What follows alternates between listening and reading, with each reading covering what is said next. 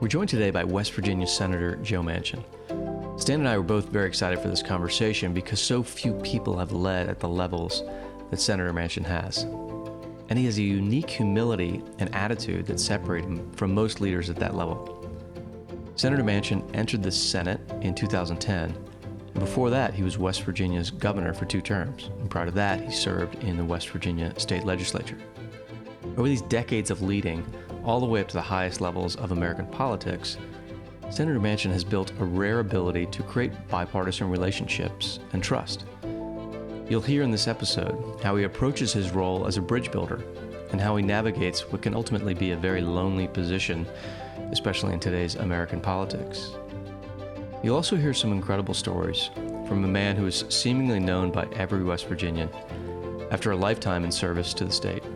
He's a great public servant, a fascinating leader, and someone that Stan and I have had the privilege to learn from up close. Hope you enjoy.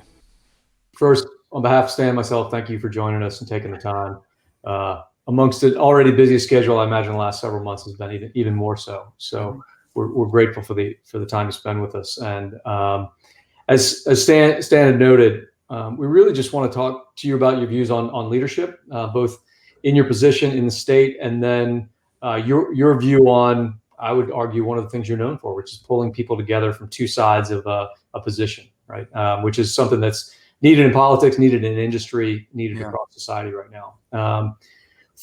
As an opening, sort of just scene setter, though, can you give us a sense of what drove you to want to get into public office? Right? You had a lot of choices you could have made. Sure. Why this? Well, Chris, I was 35 years of age before I jumped in. I didn't grow up thinking, oh boy, I can't wait till you get old enough I can run for office and all that. I was always my father was always kind of in the background helping people, trying to get good people involved. I always watched that procedure. My uncle was always on the front line running. A. James was always running for something. But my dad, and I was in the business with him, and that wasn't my calling, I didn't think. And then all of a sudden, there was a local House of Delegate member, House Representative member in the local state government who came in one time and was talking to my father, and I was there, and we were talking, and his whole demeanor was about, I've done this for you, and you've called me, I helped you on this. It's almost like I've done you these favors, and now I need you to do me a favor. And I'm thinking, wait a minute. I've been here the whole time. I've never heard anybody ask for a favor. They'd call this representative and say, can you help so-and-so with her disability? Can you help so-and-so with her road, or just something that you would do as a public servant? And I'm thinking, man, I don't know why, it just went through me like a knife. So when the person left, I said, Dad, that's awful. That's not public service. That's self-service. It's all about, I'll do something for you if you'll do something for me. Well, that maybe works in business, I guess, if you're trying to do a business deal or something of that sort, but not in public service. So I said, I'm going to run against him. And Dad got upset. He says, oh, Joe, no, you don't get involved in politics. Too bad, too dirty. I looked at my dad and I said, Dad, you're a hypocrite. Oh, I thought he was going to hit me. And he got really mad. And he said, what are you saying that for? And I said, well, you've always told me we had to get good people that for the right reason and the right purpose in life to be in the right place. You just got to get and recruit good people. And I says, I think I was raised right. I think you all did a pretty good job. I'm grounded. I know what my purpose is. And you always want me to be volunteering and doing things and helping people. Well, heck, that person's not doing it. I can tell you that. She says, okay, let's go get him. That's how I got in, Chris. I said, okay. And I've been in ever since because I was the House of Delegates. I'm one of 100 in West Virginia. And I'm thinking, okay, I'm fighting away, trying to get something done, find out how this works. And then I said, well, if I was in the state Senate, I'd be one of 34. I'd have 3 times the influence to help people as I do as one of 100. So I ran for the state Senate. Well, the first time I ran, they threw me off the ballot saying they gerrymandered my district and threw me off. And then Governor Moore, Arch Moore at that time, the Republican, says, I'm going to appoint you. And I says, Governor, please don't appoint me. I said, because I think it would be, I'm going to run. I want to beat the guy fair up. I don't appearance of an advantage. I said, I'll just go after him. And if I can win, I'll win. If I don't, that was in 1986 and I won. I was there until 96. I ran for governor, got defeated in the primary. Organized labor was against me. And these are people I grew up with and knew, but I just didn't agree with their philosophy that you needed 3 people for one job. That was the old thought process back in the 50s and 60s. So I got defeated, and the person they elected for the primary got beat by a Republican, which didn't happen back then in West Virginia. So afterwards, I thought, well, I gave it the best shot I had. I'm out now. I'm back into private life. And the people that defeated me came and said, would you consider being involved again? And I'm thinking, wait a minute, guys. I would have been there if you'd been with me probably. Anyway, so I said, okay, I'll tell you what. I'll consider it. I did. And talked to my wife and family. And I said, Secretary of State's job is going to be coming open. That'd be a good place to get my feet back in and see if we can do something. But I went to him and I told him, I said, guys, if we do this, we're going to do it my way, not your way. Your way's not working. You proved that in the 96 election. And we're running for 2000 for Secretary of State. And I said, what we're going to do is we're going to fight for the working person, get a good pay, good benefits, be treated with dignity, but also not be able to hold people hostage and beat them up and think they got to do it because we've got this political power or whatever. And I said, that's just not who I am. So they accepted that, got behind me. I won for Secretary of State. Then I won for governor in 2004. I got reelected in 2008, and then Bob Byrd died in 2010. I had to make a decision. So I thought, well, the state was in great shape. Financially, we were good. We got through the recession really good. And everything worked out. And we can talk about that more as far as how we did all that and the approach we took whenever you think it's appropriate. Yeah, I'm going to turn it over to Stan here to follow up a bit. But I would love to circle back during the discussion on how we reframe the message to create more service-minded folks like that. I know you and Stan are aligned on, I agree on national service is a priority, but there's this public service into politics, which has become, it's under a dark cloud right now. And how do we fix that? But I'm going to hold that. In all honesty, Chris, that's the toughest job I have, trying to recruit, to get anybody. You know what they'll tell me? God, I don't want to get torn apart in the press the way they come after you. The dark money is almost putting like an assassin. It's almost like we have paid assassins out there with dark money, can do anything they want, say anything they want, hit you any way they want with no repercussion whatsoever. It's just awful. And we just have good people. It's hard getting good people. Yeah, I'm going to pull on that even more. I'm not going to let you off the hook because I think this is one of the things that you can do for America right now, and that is recruit young people like the other person that's on the session with us today to consider first their service in uniform or service in anything you've done, and then going for elected office, even though it's a sacrifice. What do you tell the spouse of someone who you'd like to see get into this? Well, let me just tell you how I handled it when I was governor, and then I had to appoint people. I appointed one guy one time, and I needed somebody with the Public Service Commission that really understood public service, understood the grid system, utilities, and the place, okay? And I was somewhere, and a woman told me, a friend of mine says, well, I can tell you the best person in the world is this guy, and I won't use his name because he'll know who I'm talking about. And I says, really, he's retired? Well, this guy beat us every time in court. He was so good, the state couldn't win. He beat the Public Service Commission every time. And I call him, and we're about the same age, and I know him real well. And I say, hey, Mike, I said, man, I see you're retiring. And now it's time for you to give back. There's two times in your life when you can really get involved. Really young, start out, or when you've had your life and experience and come back and give back. So you're in that sector right now. You got to do something. He said, Joe, I've been thinking about that. He said, I really do. I think I have some service to give back. I felt really good. So I said, good. I need a chairman of the Public Service Commission who knows what the hell's going on and how to run things. He says, that sounds good. He says, Joe, he said, do you know I'm a Republican?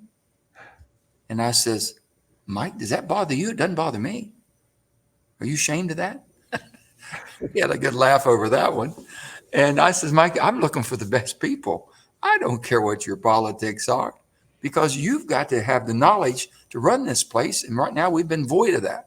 So that was my approach. Get the best person you can. And now the way you asked me about how do I get the family or wife involved, I had another one, PEIA, Public Employees Insurance Agency. Big, big, big. So every time I'd have an appointment, I'd tell my staff, get me 3 of the best candidates. You all do the selecting down to 3. and you bring the 3 best forward to me and I'll make the final decision. So they'd always do that. And so we got 3, and they'd always say, we have 1 that we think might be, we have already picked one we think it might be exemplary, but we'll see where you go. It was always something we did and had a good time with it. And most of the time we lined up. Well, they come into me this one time, Stan, and they said, hey, Governor, we've got 3 good candidates for PIA. And I said, well, good. I said, I want to talk to him. They said, but the best candidate didn't want to interview. I said, what? The best person, the most knowledgeable, the best accomplished person didn't want to be interviewed, didn't want to go any further with the interview. He was interested and then pulled back. I said, oh, give me that name first. Give me that one first. So I called him. I didn't know the guy out of Adam, but he had a tremendous resume and good work ethic, and he's pretty level-headed. Truly an outstanding person. So I call him, and we're talking and everything, and he's telling me, and we're just getting chit-chat going, trying to get some common dialogue going. And I just said, can I ask you a question? I says, how do you like your country? He said, oh, I love my country. I says, how about your family? Oh, he said, family's everything to me. I said, how about the life you have? Well, I love my life. I says, wouldn't it be a pathetic shame if people that had the expertise you have, that loved everything you just told me you loved and protected, but wouldn't get involved? How do you think we have the country? How do you think you have that life? How do you think that you're proud of the service and the country you have and the sacrifices and your family? Because you're afraid someone's going to say something and your kids are going to see it in the paper and that's going to embarrass you? That's a small price to pay for democracy. Very small. Criticism is easy to deflect. Not getting involved is hard to explain. Well, needless to say, he was hired the next day. That's brilliant. Chris, let me ask you a question, because you're a generation younger than the senator and I, and you've got a bunch of peers, some of whom have entered politics, some in business, some in other things. How do you think about that kind of decision now, with you got a family life, you got all these challenges? And I'm not asking your plans, I'm asking just generally.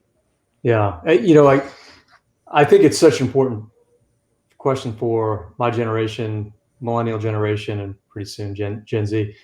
I remember when I got out of the service, Holly and I moved to DC with 2 young children and had a meeting with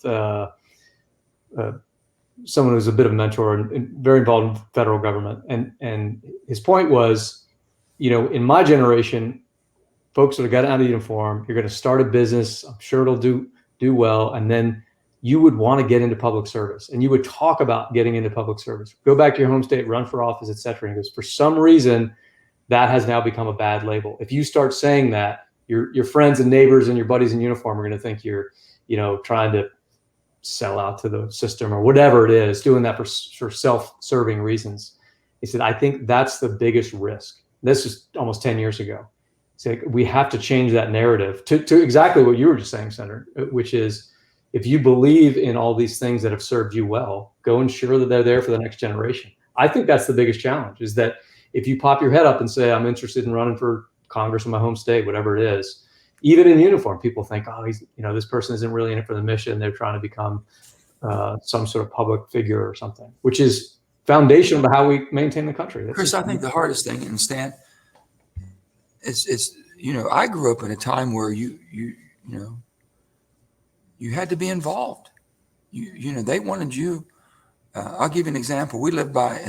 I always say I was raised as a privileged child, and people think, well, privileged child, you must have had a big fancy home or a big fancy neighborhood. Well, I lived between the tracks and the creek in a 3-room garage apartment, and so there must have been a lot of money. Well, if there was, I didn't see it, but I didn't notice anything different where everybody was the same. So they said, why do you think you were privileged? I said, because I had unconditional love. Yeah. There wasn't a day in my life growing up I didn't know that someone loved me, no matter how bad I screwed up. Kids don't have that today. How many homeless kids? I never heard of this many, thousands and thousands in every state that are homeless. So you look at all the challenges and the cyberbullying and everything with social media, the cowards that hide behind a social platform to attack you, all the things that they're facing today. There's got to be a respite someplace. So I've looked at that and I've thought, Colin Powell, the 5 Promises. Do you remember that? Well, Gail and I have the 5 Promises, foundation. We do a little bit with that, but we do as much as we can. But anyway, with that, every child should have a loving, caring adult in their life. Not always the parent, not always the biological family. Got to be somebody. Every child should have a safe place. It's not always the home. They got to have some place where harm cannot enter. Every child should have nutritional values. They should be able to get food and nutrition. That's not always happening. And sometimes everything I just mentioned comes at the educational level, schools. The 4th thing is every child should be taught a livable skill. Well, heck, we're so committed in America that if you don't fund education, we'll take your home and sell it if you don't pay your property taxes. So we're committed, okay? The 5th promise, I can't guarantee the 5th promise, that every child will grow to be a loving, caring adult. They can only do that if they watch you. So my grandmother, what she made us do? 20 grandchildren, live like all brothers and sisters. Crazy. We were everywhere. Every summer, she made us whitewash the basement of her house, Dan. We had to whitewash it and clean it up because we lived by the tracks, and there were people that rode the trains back then. They kind of jumped off right there because they knew Mama Kay would feed them. They had a place to sleep. There was no shelters. Yeah. The homeless, they rode the rails or did whatever they could, and boom, boom, boom. They knew where to go. Mama Kay had 3 rules, so I understood those pretty basic rules. You couldn't swear, you couldn't drink, and you had to work. That wasn't too hard to figure out. So if you're going to go with Mama Kay, she'll have a clean place. She made us understand there were people less fortunate, so we had to prepare a place for them. And she shared everything she had, and she made them work. Well, we had the best painters and carpenters you ever seen. But we'd lose them every 6 weeks. They go on a toot again. And the toot was when they get on the bottle. She said, don't worry. I says, we had names for everybody. We had Peg Leg Peggy, Wheelbarrow Willie. We had them all. And they would go full cycle, and we'd see them again. And so you grew up with that empathy and compassion. And in leadership, you have to have empathy, compassion, and determination. People have to know you care, before they know. They got to know you care before they know you know too much. Yeah. You can be the smartest person in the world. They don't think it's in your heart. They don't care what comes out of your mouth.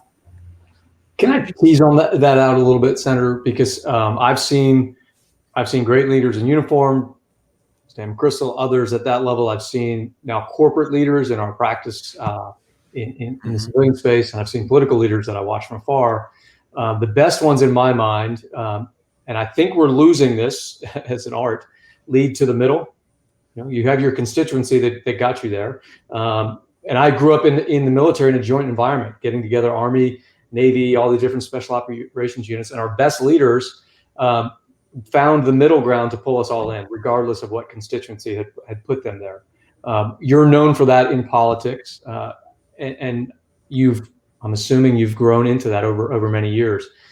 What's your thought there? What are the skills you've developed trying to pull people into the middle, and do you think it's recoverable as a nation?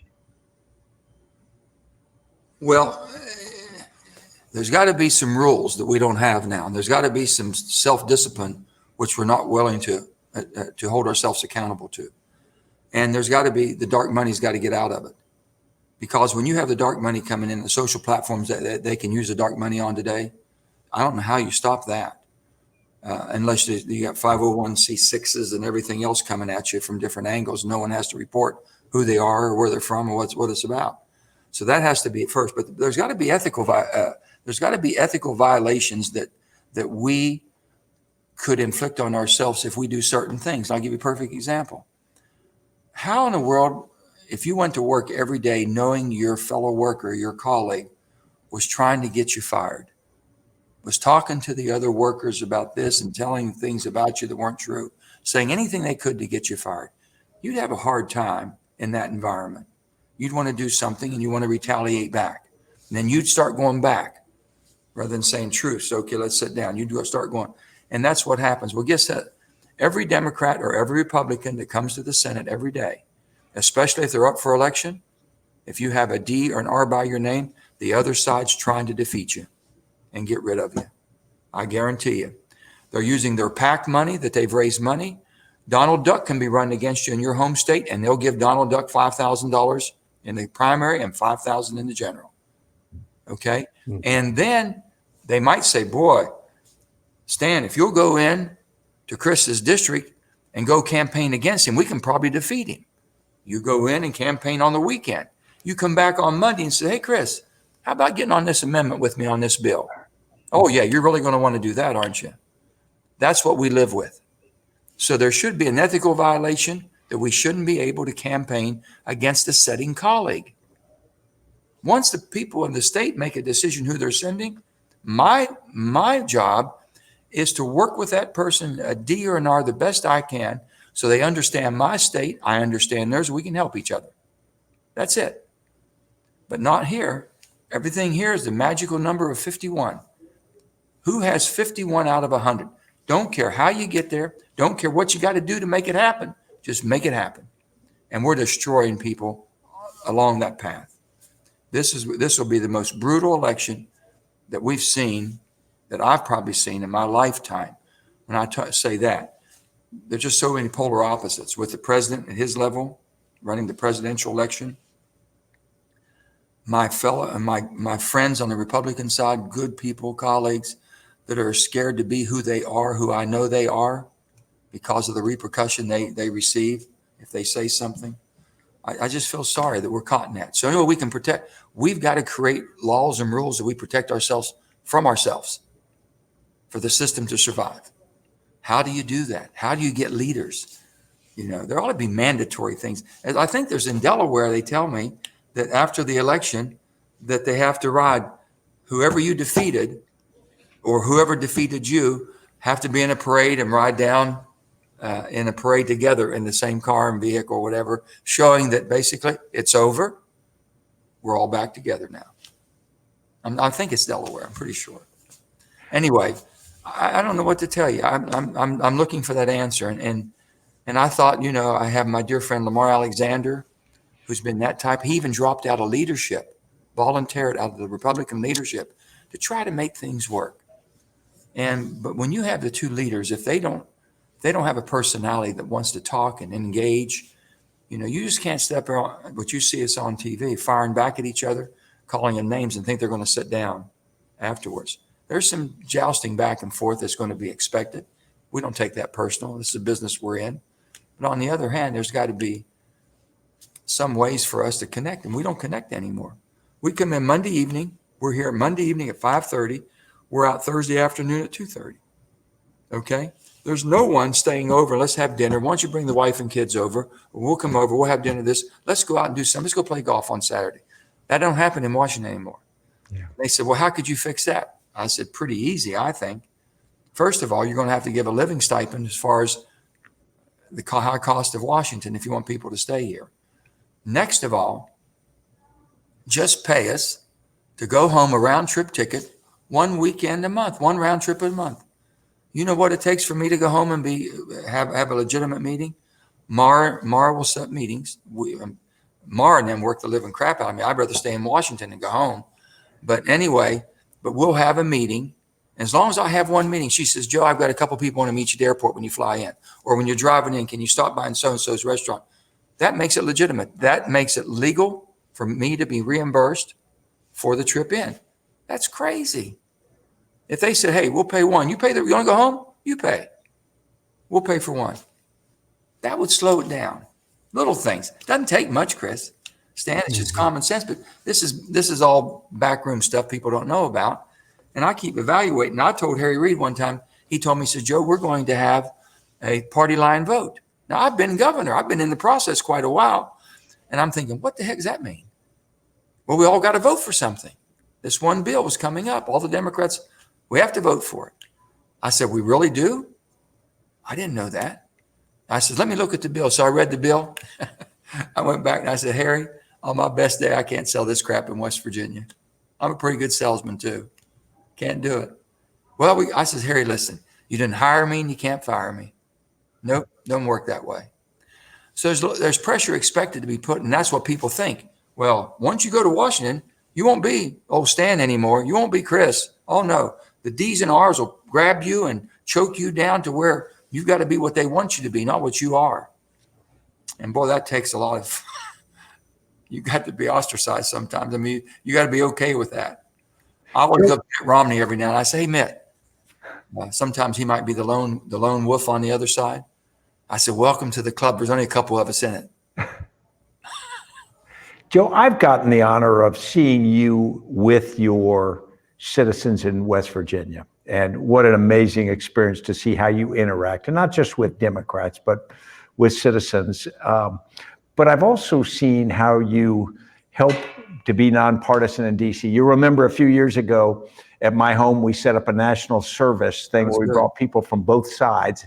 You came, you helped me get people that you don't often see together, and they were crawling through my gym and, you know, in the backyard and drinking beer, which I thought was really good. Did your wife, did she survive that one? Yeah, she did. But also I've seen you use an unexpected tool. I've seen you use a houseboat as a safe space. I've seen you bring people, I've been honored to be part of that, bring people together in neutral ground, I'll call it. Can you tell me about that? Well, when I got here, I you know, still in West Virginia, I could have people, when I was governor, have them over to the house. I'd bring D's and R's all the time. I wouldn't at that time, we were so over, supermajority was a Democrat back then, but our Democrat Party was always a moderate centrist to the far left. But we all knew at the end of the day, we had to work together. So I'd bring D's and R's. I wouldn't let the D's beat up on the R's. I said, we're going to need them. You can't do it. You got to need them. We're all going to be in this together. So I took that same mentality when I went to Washington. I said, man, when do we all get together? When do we have dinner together? When are we going to have basically a working lunch together? And it just doesn't happen.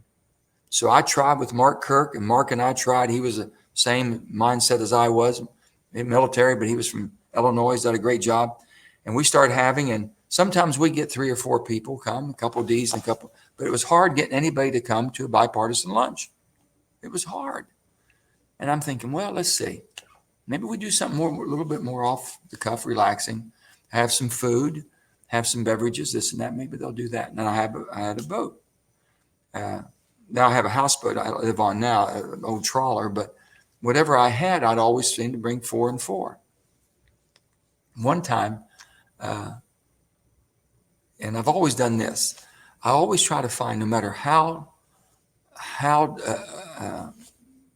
the issue, whatever the issue may be, how we've been divided on an issue, and it's a hot topic and you're trying to bring people together, I always figured, okay, what do y'all like? I'd say, hey, Chris, what do you like? Stan, what do you like? And I don't like him because that's why we're here. We don't get along. I said, okay, don't forget about that. Football, golf, fishing, hunting, tell me something. Once you break that ice and you can find something that they can connect on and communicate with, you can take the far left and the far right, and before you know it, you got them talking about something here. And that's what you got to find. You just can't start right out and why they're there. I had one guy tell me one time, I says, about the piece of legislation we're working on, and I was governor at the time, and I called him in, and he says, I said, what do you think? He says, I don't think this is very damn good. That's why I'm here, because I don't agree. I said, well, good. Let's start over then. So we start trying to get dialogue going again, but that's the most important thing. But it's just the craziest thing I've ever seen in my life. When I was still in uniform, Senator, when I spent a year working for General McChrystal on his staff, played a moral type role, right? Try to keep the train on the tracks. And one of the points that he made to me out of the gates was, I need my commanders conference, which he did at Gettysburg every year. Everything else can be fluid. That has to happen. Yeah. And I didn't think, why is that the number one priority? But until I saw it, and it was exactly what you described. It was a place for very busy leaders from different parts of the organization who would often be at loggerheads with each other to just decompress for 2 days, see each other as people. There's a little bit of discussion on the issues, but it's mostly around forming a team. Chris, let me tell you this, and Stan, here was the thing. We had a bill, TSCA, we'll call it. Okay, it was a bill basically how we identified and how we basically had review over an awful lot of chemicals that we use every day in our everyday life. We only had about 200 at a time. And Frank Lautenberg, you remember Frank? Senator from New Jersey. Yeah. Frank was a dear friend. And all of a sudden, I was called by another senator, a Republican senator, that wanted me to co-sponsor this bill. Well, the bill's been around for 30-some years. They never could get off a dead center. And I said, who's the Democrat's been leading this? Frank was very sick at that time. They said, well, Frank Lautenberg. I said, well, you don't want me, Frank. They said, no, we can't get along. Can't get anything done. So I said, okay, I'll consider doing that. And I went and talked to Frank. I said, hey, Frank, what do you think? He said, Joe, it's time's come. I said, Frank, give me your bottom line. So he gave me where he thought he could go on what he could accept. I said, fine, let me negotiate that. So I called the guy back and I says, I'll help negotiate this. I'm not on BPW committee, but I'll help negotiate this on Frank's behalf if you'll let me do that. And he said, fine. I said, bring your staff. You bring your staff that's been working on this bill to my office. And I told Frank, I said, Frank, I need your staff that you've had working on it to my office too. So no sooner than we walked into the room, I said, we're all here to try to work this out. I said, Frank has given me some flexibility of what we think would work, and I would hope you all would consider it. We started talking. No sooner than the meeting started, within 15 minutes, I could tell that we had a problem. I had two people, one on each side, that hated each other. No matter what we said was not going to be right. No matter what we agreed on, they weren't going to agree on. So I says, gentlemen, I think I've identified the problem, and I know how we can get by this. They all go, how? You two leave the room. You two are out of this meeting. Okay? You two get the hell out of here. We're going to fix this. And that's how we move forward. Got it done. First time in 30 years. But you could just, that sometimes you can't get through that. No, it's not personal. It's no hard. Just leave the room because it's time for us to move on. We're never going to do it with you two. Yeah. That's fascinating. We're staying out lucky to have conversations like this pretty regularly now with leaders that have been successful in all different environments, and there's key themes that come out, and clearly I know already what we're going to hear. The takeaway from this is the human aspect of leadership, understanding that it comes down to who are the people that are talking to each other, how do you get them to connect with one another. It's such a critical skill. I would love to pivot. I'm biased here, where I'd like to take the conversation out off my shoulder here, the great green forest of West Virginia. So I am as deep a believer in your state as anyone. And this is What's your state now, Chris? It's my state. Yeah, that's right. Exactly. Yes, sir. Talk a little bit about the future and your positioning of West Virginia. As I said, let me just think that it's on its. Stan and I talked about, because Stan and I've had these conversations, so we've talked a lot about different things. But let me tell you the two things that people I've been asked this. What's the thing you did that you're proudest of in public service? There's many things that we've done that I thought was good. We did it with the help of a lot of others. But there was one thing that I was most proud of, and I'll never forget. I was either my second or third year as governor. And they have what they call clothing vouchers for poor kids.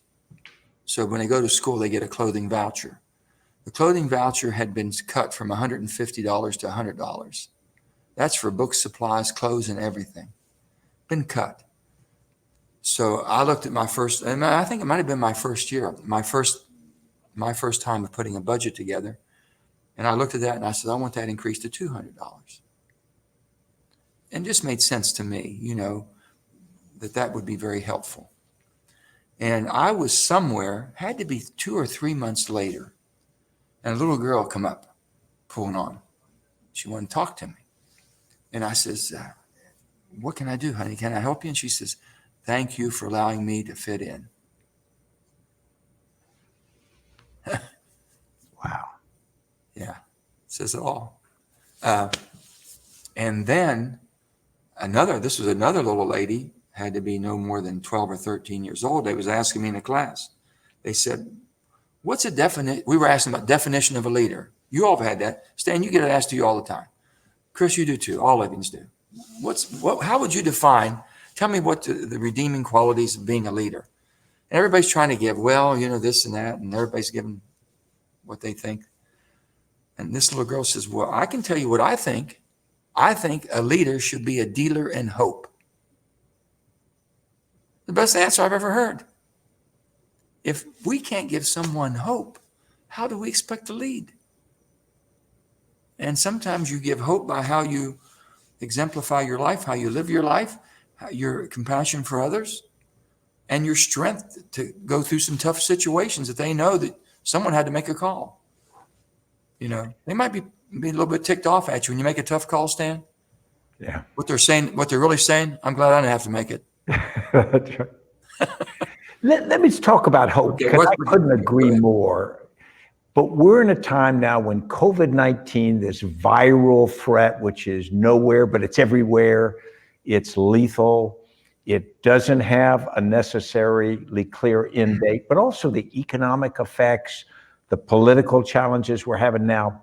How do you give hope to people who are just living normal lives? Well, the norm that we had before COVID is not going to be the new norm. Yeah. We've learned to live differently in this year or more, and we're going to be able to operate differently than we did before. Chris, you're operating where you want to be right now and doing the same job you were doing before. Everybody. So first of all, I got to be able to connect. We got to be able to do what we're doing right here. So my biggest challenge right now, I tell people, if your grandparents back in the 1930s are going through what we're going through today, they probably didn't have electricity. Mm-hmm. Until rural electrification came in the 30s, only 10% of West Virginia was electrified. Most rural America was not electrified. They did it. If they can get a wire up to everybody's house, no matter where you live, and how did they do it? It wasn't the utilities going up, because you couldn't force a utility to lose money to go up and get 2 houses. But the co-ops start being formed. They're nonprofit. They're basically there for the service of their community, not for the service and profit for themselves. So we got to use the model to get internet connectivity, high speed in every nook and cranny of West Virginia. That's going to be the renaissance of our state. You think, Chris, where you are right now, who wouldn't want to be there? Tell me anybody you know would not want to be sitting where you're sitting. So we have a lot to offer throughout the state. And we have to make sure that we get that first. That's the first. Next of all, we have an ocean of energy under us. With the Marcellus Shale, if we were a country, West Virginia was a country, we're the 3rd largest natural gas producer in the world. It's hard to believe, isn't it? Then we have all the wet properties, propane, methane, ethane. If we're able to capture that wet property and turn that with the crackers, turn that into a usable product for petrochemicals, manufacturing, our whole petrochemical industry comes back. Manufacturing starts coming back. You've got to dance with who brung you, and you got to use the tools you have. Coal's not going to be used for heating water very much longer. So the steam generation that we're using right now to provide electricity is slowly dwindling, and it will. But the technology that it's going to take in order to clean up the greenhouse gases in the world could be developed and manufactured in West Virginia, being a coal state. All the new carbon materials that comes out of coal could be manufactured. And I'm trying to get tax credits that we're using to stimulate different companies and come in different areas. Debbie Stebb and I are working on a 48C tax credit. Basically brings you into areas that basically carry the load. Car manufacturers, mine and steel making. These are the people that build America. Shouldn't they at least get a shot at staying and some kind of a chance of surviving? So I've said this, if we're going to give credits, tax credits to emerging industries, especially in the energy field, then you're going to use the tax credits in the areas that lost the most jobs that provide the energy up to this point until we transition. That's only fair. And it makes sense. With these things we can do, and we haven't. But it's going to take all of us pulling together. But I think West Virginia has a bright future. I don't know if you've been around the state much lately. You can't find a cabin in any one of our parks. They're all filled up. In Canaan Valley right now, there's no rental units left. People want out. And if they can compete, what you're doing right now, Chris, if they have good connectivity, they'll stay.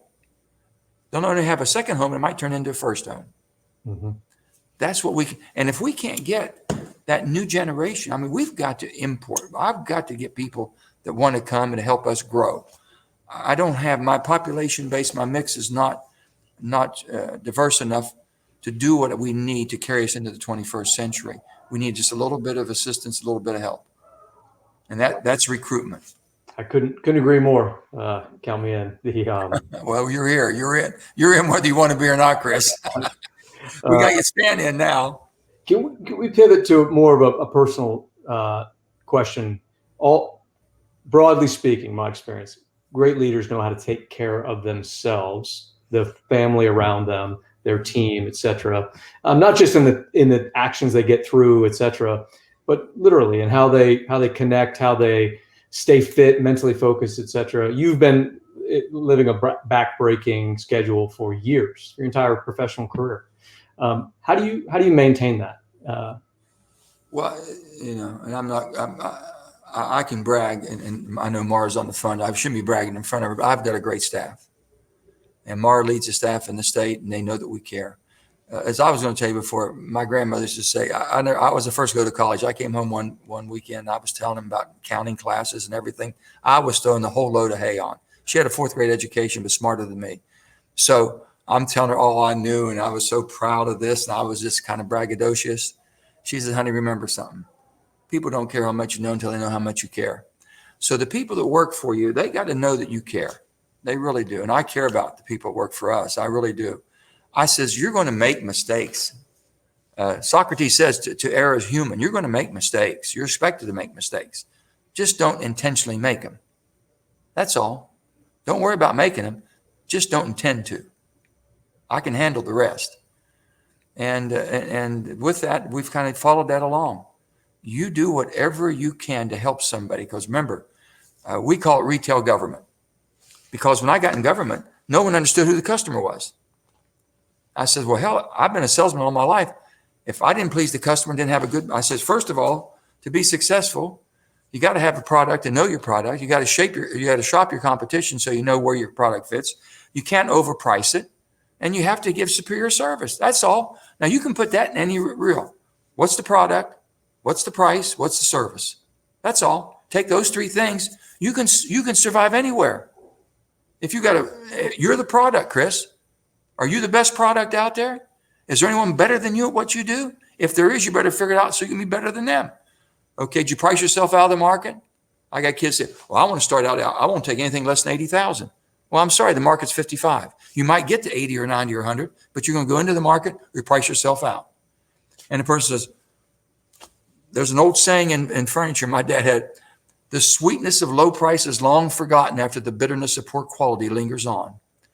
Have you ever bought something that was so piss poor that you were afraid to tell? I mean, you're just ashamed that you made such a good deal. You didn't want to tell them. You couldn't wait to tell me where not to go because you were so mad at the quality of a product you bought. And the service was so bad they wouldn't come back and fix it. Now, you never told me you bought it for 50% discount. You never told me that it was a floor model that was already damaged. You were just wanting to tell me what I shouldn't do. So you know what? Don't be that product. Don't shortcut yourself, and don't wholesale yourself. So be the best. And that's all I've said. So I've lived by that. What's the product? Okay, that's me. Am I priced? Yeah, I'm affordable. And do I give you superior service? You'll come back and take more. Yeah, I'm hoping so. So we call it retail government. Mara knows that. Who's our customer? Everybody that calls.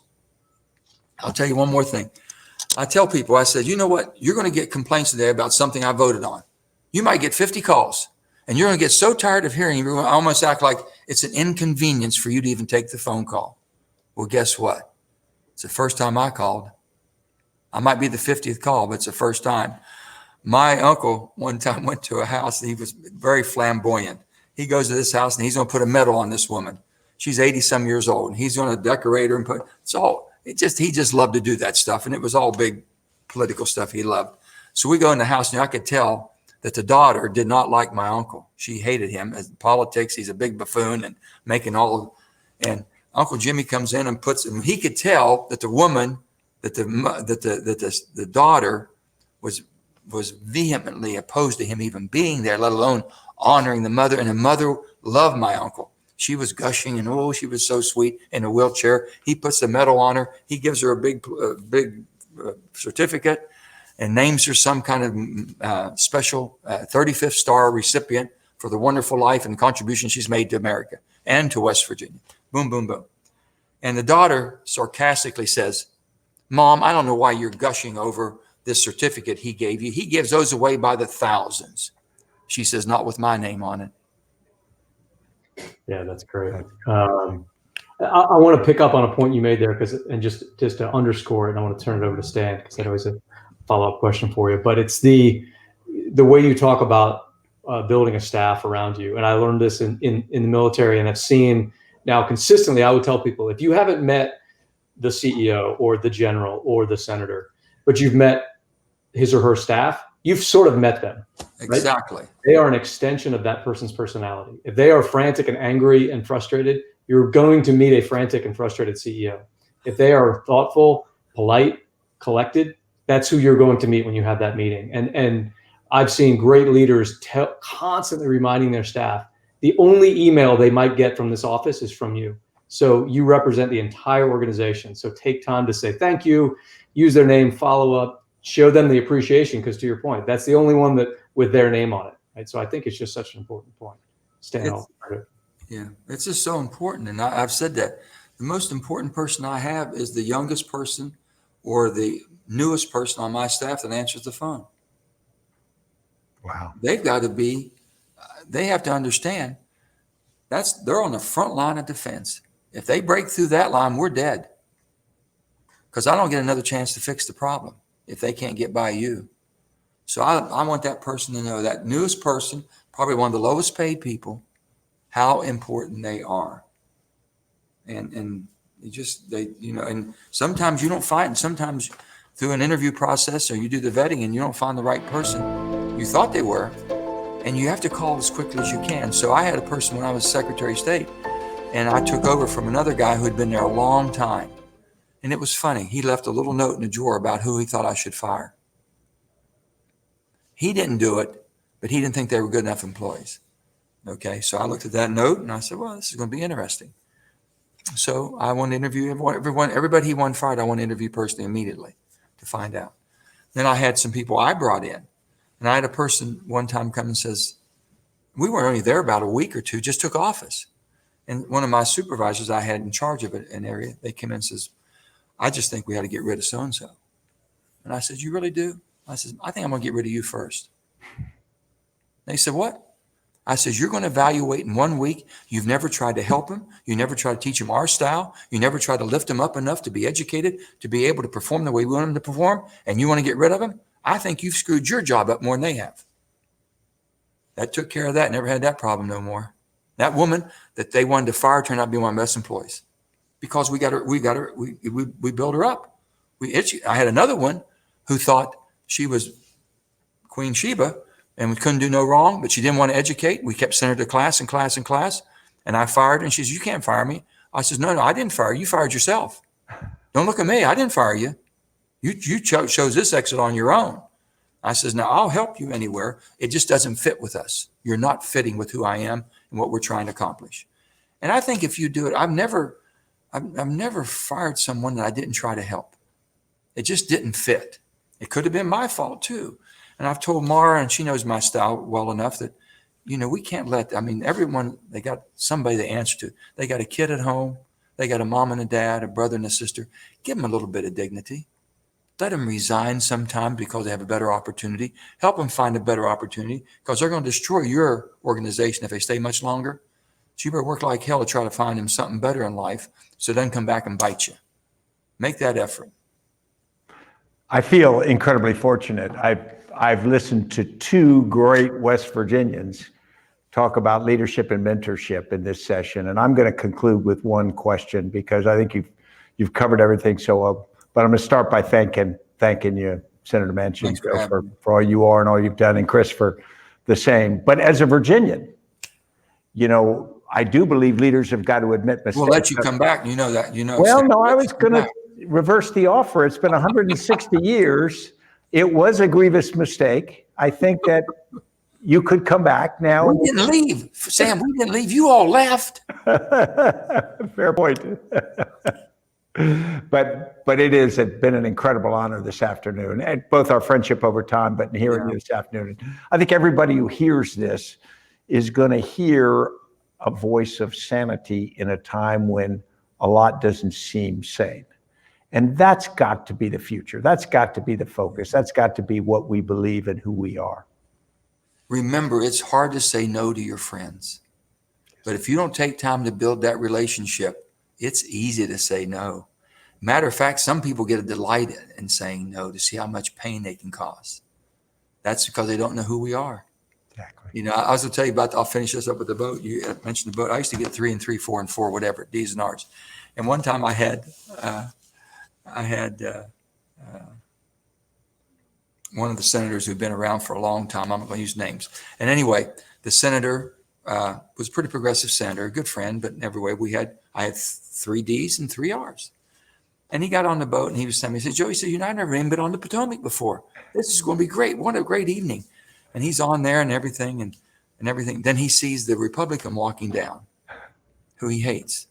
He says, I'm leaving. I'm not staying on. I'm not going to go out. I says, come on, have another glass of wine. You'll be just fine. So he calmed down a little bit. Everybody got on the boat. And I untied the ropes as quick as I could and get off the dock because they couldn't get off then once I'm out. So we start down the Potomac and we put a little music and we had a little food. And before I knew it, by the end of the evening, I couldn't get those two separated. They came back and did legislation together. They never knew each other. Yeah. Never took time to talk. And that's what the boat meant. And that's what it still means. So to Chris, you got to come to Washington and we'll inaugurate you on a nice dinner on the boat, and Stan will be there and we'll do it upright.